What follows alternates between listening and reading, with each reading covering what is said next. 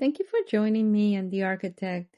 We step together into a small chamber of attention, a quiet place where the body is honored. Being human is remarkable for a single reason. We are fragile, and within that fragility, we carry choice. Our cells remember storms and kindnesses alike. Our bones keep the ledger of years.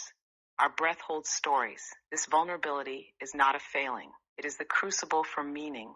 When you notice the soft places, the places that tire, that ache, that hush, you meet the living miracle of having a body at all.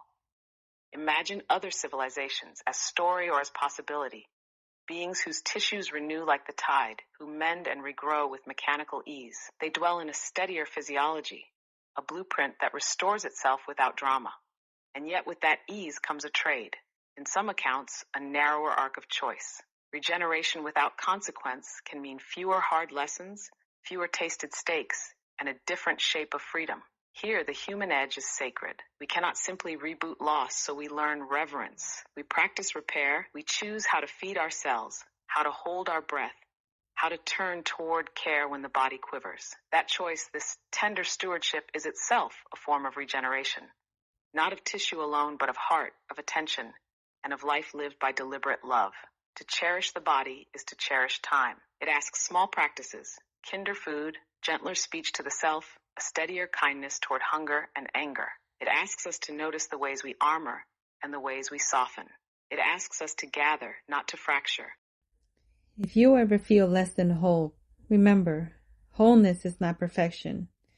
It is the practice of returning again and again. Breath, movement, rest, the honest making of a meal, the reaching for a friend. These are your rituals of repair. We are not lesser because we cannot regrow without trace. We are gifted with the responsibility to choose. Let that responsibility become a love practice. Let vulnerability teach you compassion for yourself and for others. And know, whatever weight you carry today, it need not be a sentence. It can be a teacher, a doorway, a gentle rewriting of how you hold your life. Breathe, receive the body you have. Choose care again, and let that choice be enough. And as I sit with that choice, I notice some questions rising in me. Not demands, just honest curiosity. Like, are there civilizations that can really regrow limbs? If so, what do they give up in exchange? And would we here on Earth ever trade a little free will for longer, healthier lives? Yes, some advanced civilizations within the higher harmonic dimensions, such as the Arcturians, have mastered bioregeneration. Their bodies are tuned to frequencies where matter responds instantly to intention, so tissue, bone, and even whole organs can regrow. For them, healing is not medical, but vibrational alignment. So what do they give up in exchange? The price is free will in its full expression. These beings live within a strict harmonic code, collective over individual. Their choices are guided, sometimes even predetermined, by a unified field of consciousness. They do not experience the chaos or contrast of duality. Creativity and rebellion are limited, as everything bends towards order and balance. Would we here on Earth ever trade a little free will for longer, healthier lives? Humanity is already asking this question. Technology, genetic engineering, and AI point towards extending life and reducing disease. But the essence of Earth's path is choice. Most likely, we will seek to blend both, keeping our free will intact while gradually remembering how to awaken the regenerative codes within the body, not through sacrifice, but through evolution. Do civilizations that can regrow limbs like the Arcturians know when they are going to die, transition? And how do they live their lives with that kind of knowing? Yes, in civilizations like the Arcturians, transition isn't random or veiled, the way it often feels here. Their fields hold a soft knowing when completion approaches. It's not a fixed date on a calendar, but a shift in resonance, a thinning of the boundary between dimensions.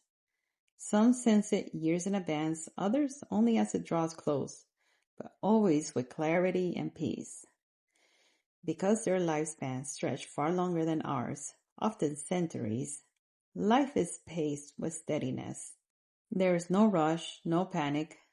Projects unfold over decades, relationships deepen with patience, and learning moves in long cycles.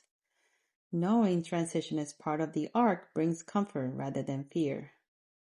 When the time does approach, it is met communally and ritually. Elders prepare intentionally, passing their wisdom, harmonizing their fields, and entering transition, often in ceremony, surrounded by kin. Death for them is a threshold, not a rupture. The knowing itself is not just thought but resonance. The body field begins to align with a higher octave, signaling readiness.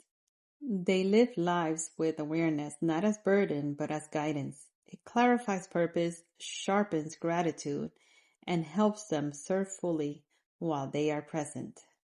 For us, while we may not have that same precision, we can learn from their way, normalize transition, ritualize endings, and cultivate acceptance. In doing so, death becomes less of a terror and life more of a gift.